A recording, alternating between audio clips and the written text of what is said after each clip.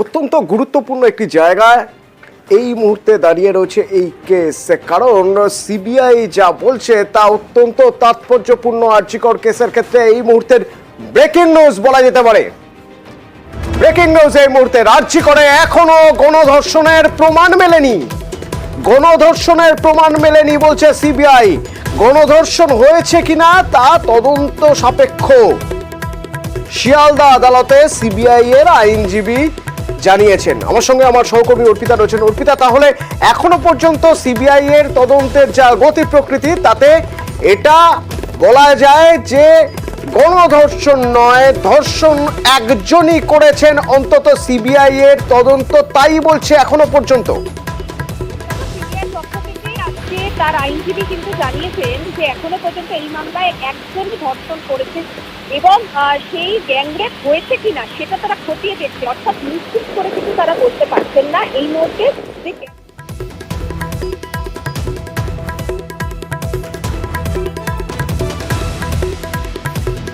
গণধর্ষণ হয়েছে কি না তা তদন্ত সাপেক্ষ, সিবিআই এর আইনজীবী বলছেন। অর্পিতা, কি বলছেন, এর মানে কি? তার মানে দেখো, সিবিআইয়ের পক্ষ থেকে যেটা জানানো হয়েছে যে এখনো পর্যন্ত কিন্তু এই মামলায় একজনই রেপ করেছে, সেখানে গ্যাং রেপ হয়েছে কিনা সেই বিষয়ে এখনো তদন্ত চলছে।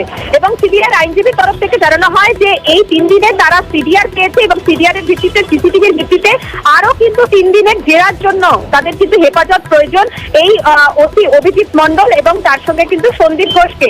কারণ তারা নিজেদের হেফাজতে তারা নিতে চাইছে, কারণ বেশ কিছু সন্দেহজনক মোবাইল নাম্বার তারা পেয়েছে এবং এই দুজনের সাথে কথা ছাড়াও আরো আদার্স ফোনের কলের সঙ্গে তারা কথা বলেছেন। ফলে তাদের এই যে তারা কিন্তু তদন্তে সহযোগিতা করছেন না।